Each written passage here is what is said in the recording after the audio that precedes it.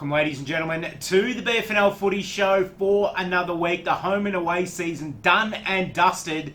And we turn our attention now to the 2016 McDonald's final series here in the Ballarat Football Netball League. Sean Kelly's my name, in the host chair as always. Joining me is Liam Brady, my co-host. Brades, finals footy, we're up and about. Yeah, looking forward to it, Shawnee. Massive weekend ahead, and a couple of these games in terms of the senior footy, a couple of these teams play each other the last round, so interesting to see if those losing results for Bacchus Marsh and Darley, can they turn the tide this weekend? I'm not too sure if they can, but looking forward to previewing all the games. Yeah, it's going to be a big week of footy, but before we get to our finals matches, let's have a look at what's happened in the last week in the Ballarat Football Netball League. And I suppose talking point number one is the start of event season here in the Ballarat Football Netball League. And last week we had two fantastic nights, the Robert Allen Medal Junior Presentation Night and the Youth Girls Presentation Night as well. Two fantastic nights. On Wednesday night it was the Robert Allen Medal, over 550 people in attendance at the Mercure in Ballarat. And on Friday night, the Youth Girls Presentation Night, 400 odd people in attendance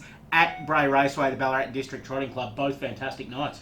They were great nights, Shawnee, and as we know, the Robbie Allen Medal's grown to be a really big event over the last couple of years, obviously with the introduction of junior netball. Yep. In excess of 600 people in a room, and it was a fantastic night, and I really enjoyed watching all the players get up there and accept their awards and make a speech and thank their parents and their coaches and so forth. So all in all, it was a really good night, and I think the format of the night works really well. It doesn't drag on for too long.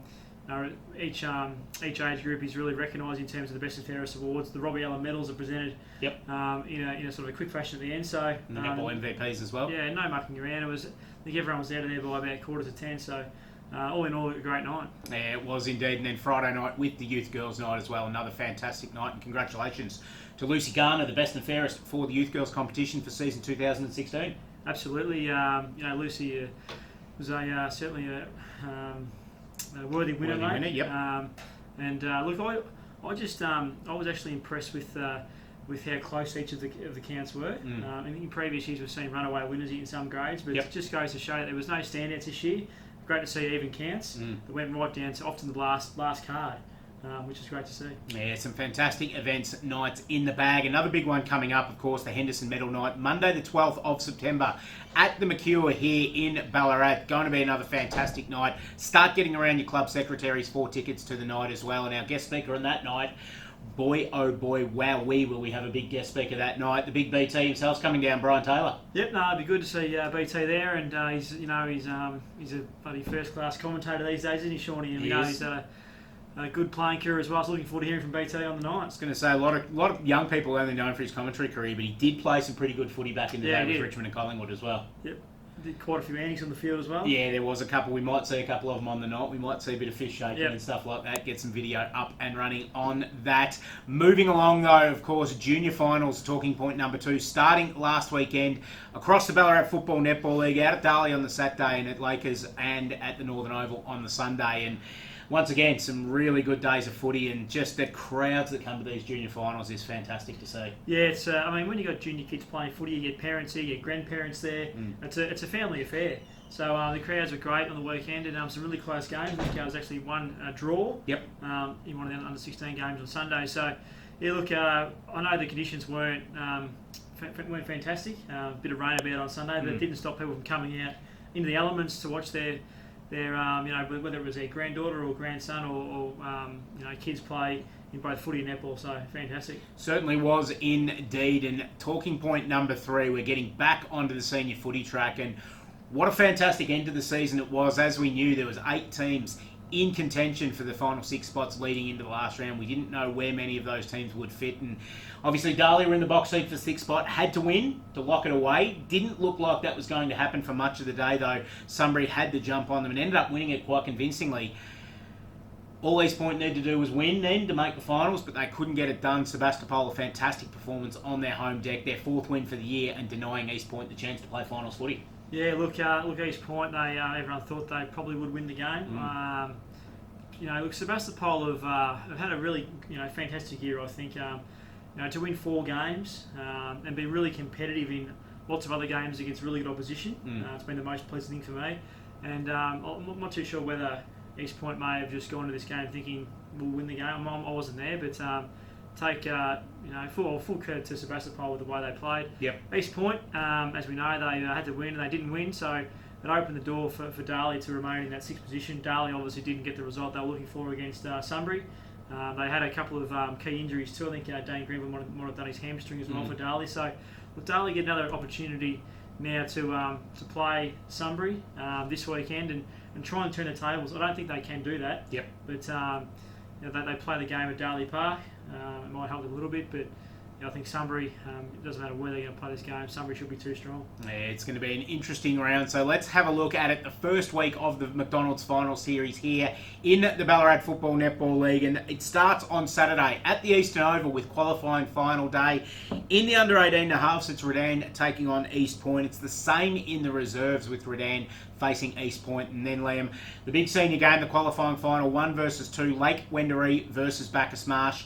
We saw this game last week as well, obviously, at Wendouree Reserve, where Bacchus Marsh led by 14 points at time on in the final quarter, and Lake Wendouree found a way to win the game.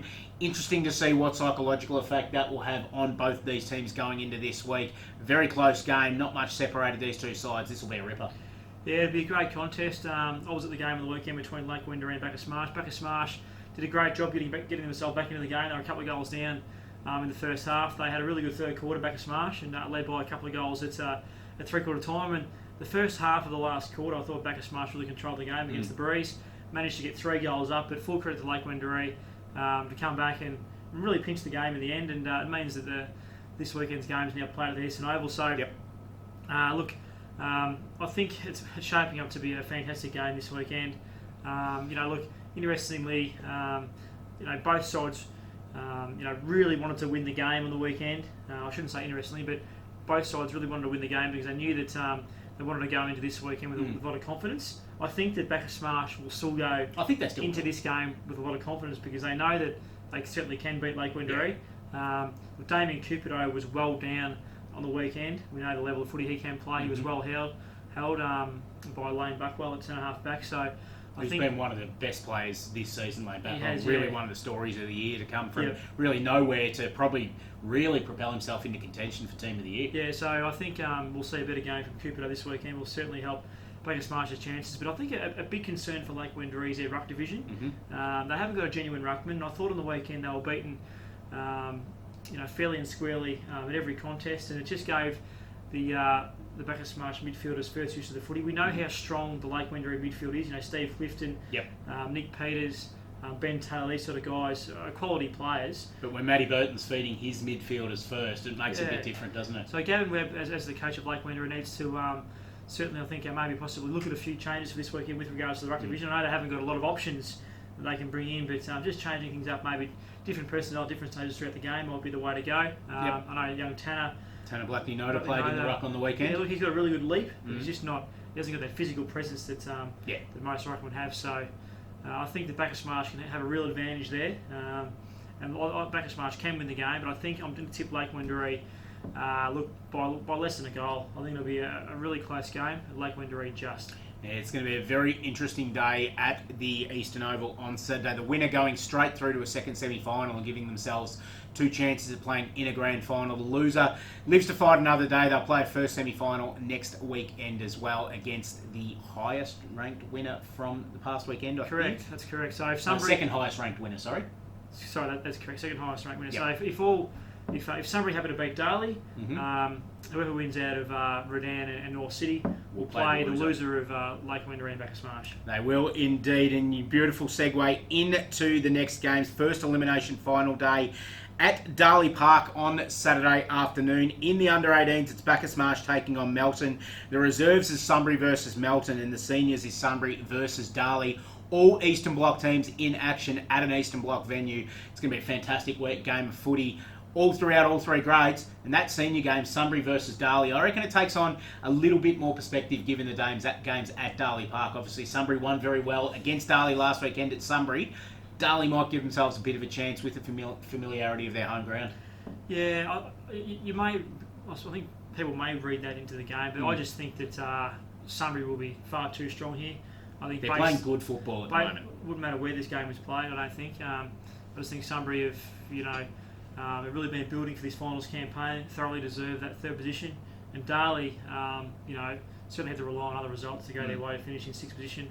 I just think Sunbury will be far too strong and have a really comfortable win here. Still, we saw Darley weren't at their best last year leading into the finals, and then flicked a switch in round 18 and started really coming good. If it's a close game, Darley can obviously draw on some finals experience from last year. Sunbury have been in the finals every year throughout their BFL tenure, which is 20-year stretch. It's a fantastic achievement for the Sunbury Footy Club. And they're really well positioned to make a real impact in this final series. The winner of this game, I reckon, could really scare some teams going forward. Yeah, absolutely. I think you have to give Darley certainly a chance. As you said, they played the great football at the business end of the season last year. We're talking about finals time, so can they bring that footy on Saturday? If they can, they're certainly with a chance. I think based on form, you have to tip Sunbury. Yeah, Sunday afternoon, second elimination final day at the Eastern Oval. This will be a really good day of footy. Have a listen to some of the teams playing on this day. In the under-18s, it's North Ballarat City versus Melton South. Great to see the Panthers playing finals footy. In the reserves, it's Bacchus Marsh versus Sebastopol. The Borough in the finals. Great, another one to see the Sebastopol Footy Club being represented in the finals this year. And then the main game, senior footy, Redan taking on North Ballarat City. This, I reckon, is the closest game of the weekend because I can't separate these two sides. Yeah, look, I'm struggling to try and work out who's going to win this game as well. I think, both teams have had good patches throughout the season. Both teams have had patches where they would have liked to play a lot better. It's all about who can arrive on the day and put things into place and play the best footy. A fair bit of pressure on Redan here, I think. Redan have been freshly disappointing in finals campaigns over the last couple of years. Yep. They've, many would have thought they would have made it through to the grand final last year and possibly the previous year as well. To 2014 it was theirs, and then Ballarat sat them back in the preliminary final. They've obviously got the preliminary finals in the last 2 years, Redan, and bombed out at that second last hurdle. And we know that this is a cutthroat game, so whoever loses is season over.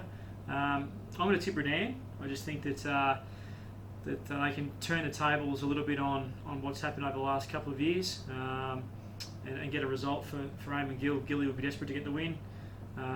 North City are a side that we know that have played pretty good finals footy over the last few years as well. Premiers a couple of years ago. So I think it'll be very, very close. Probably the closest game of the weekend, I reckon. Agreed. I tipped Lake Wanneroo by less than a goal. So if this is going to be the closest game. It's going to be closer this than might that. be a couple of points. So I'm going to tip Redan in a very, very close one. Yeah, we could go for another 20 minutes going back and forward about why both teams will win this or why both teams will lose. It'll be a fantastic game of footy, and recommendation is to head down to the Eastern Oval and check it out for yourself on Sunday because it'll be a great day down there and some really, really good footy being played at this time of year. Braids, thanks for joining us this week, mate. Pleasure having you back again, starting off the final series. Yeah, good to be here, mate. 3 footy shows to go once this one is done and dusted, ladies and gentlemen, bringing you all of the action from the 2016 McDonald's final series here in the Ballarat Football Netball League. We'll see you again next week.